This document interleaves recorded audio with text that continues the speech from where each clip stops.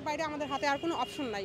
আমরা হচ্ছে সারদা থেকে বের হয়েছি অলরেডি 2 মাস পার হয়ে গেছে। এই 2 মাস যাবৎ আমরা প্রত্যেকটা প্রতিনিধির কাছে, আমাদের যে আপওয়ার্ড যে আমাদের গার্ডিয়ান আছে সবার কাছেই আমরা যোগাযোগ করার চেষ্টা করছি। সবার কাছে আমরা স্মারকলিপি পাঠিয়েছি।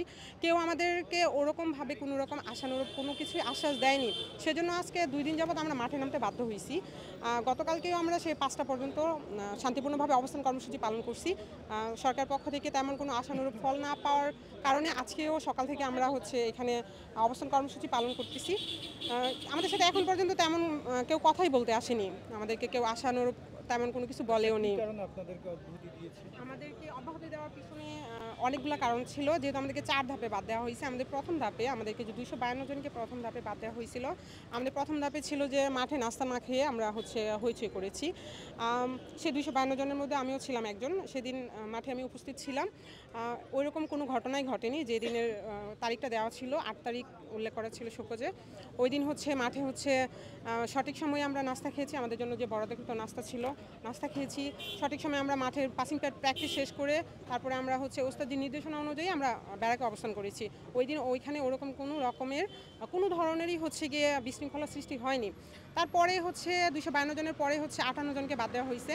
তাদেরকে ইস্যু ছিল হচ্ছে গিয়ে তারা হচ্ছে ক্লাসে হইচই করেছে, যেখানে আমাদের যে সাবেক principal sir Najibur Rahman sir additional IG উনি হচ্ছে নিজে হচ্ছে একটা পত্রিকাতে লিখেছে উনি যে হচ্ছে ওনার ক্লাসে কোনো রকমের কোনো ধরনের হইচই হয়নি।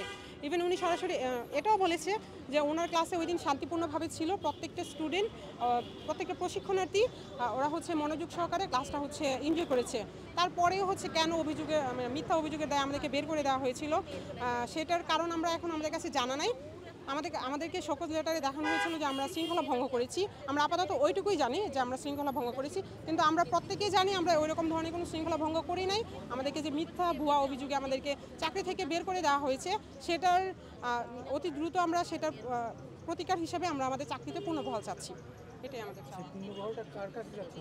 আমরা পুনর্বহালটা হচ্ছে আমরা তো এখন সচিবালয়ের সামনে আছি। আমাদের যে অভিভাবক আমাদের স্বরাষ্ট্র উপদেষ্টা আমরা হচ্ছে একজনের ডিসিশনেই তো কোনো কিছু ডিসিশন হয় না। বাংলাদেশের অবস্থাটা তো আর এরকম না যে একজন একটা ডিসিশন নিলেই হচ্ছে। সেখানে অবশ্যই রাজনৈতিক ব্যাপারগুলো জড়িত থাকে সব কিছুই। তো আমাদের সরকার পক্ষের কাছে আমাদের এই আকুল আবেদন যে আমাদের পারিবারিক কথা বিবেচনা করে আমাদের 1 বছর ট্রেনিং করে আমরা তো এমন না যে হচ্ছে আমরা শুধুমাত্র নির্বাচিত হয়েছি এরকম কিছু না। আমরা 1 বছর কঠোর পরিশ্রম করে ট্রেনিংটা সম্পন্ন করেছি। আমাদের জীবন থেকে 2টা বছরের উপরের মতো সময় নষ্ট করেছি।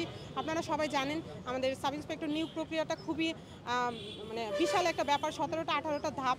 নির্বাচনের পরে আমরা হচ্ছে সিলেকশন হই। তারপর 1 বছরের মতো ট্রেনিং কমপ্লিট করে আসার পর আমাদের সাথে যেটা হয়েছে সেটা আমরা কোনোভাবেই মেনে নিতে পারবো না। এটা ওভারকাম করে অন্য কোথাও যাওয়ারও আমাদের কোনো অপশন নাই। হয় আমাদেরকে হচ্ছে চাকরিটা ফেরত দিক, আদারওয়াইজ আমাদেরকে শ্যুট করে মেরে ফেলো। আমরা এখানে দাঁড়ায় আছি ওই মৃত্যুর সম্পূর্ণ এই প্রস্তুতি নিয়েই দাঁড়ায় আছি। হয় আমাদেরকে চাকরিতে পুনর্বহাল করুক, নয়তো আদারওয়াইজ আমাদেরকে শ্যুট করে মেরে ফেলো। তার বাইরে আমাদের কিছু আর চাওয়ার না।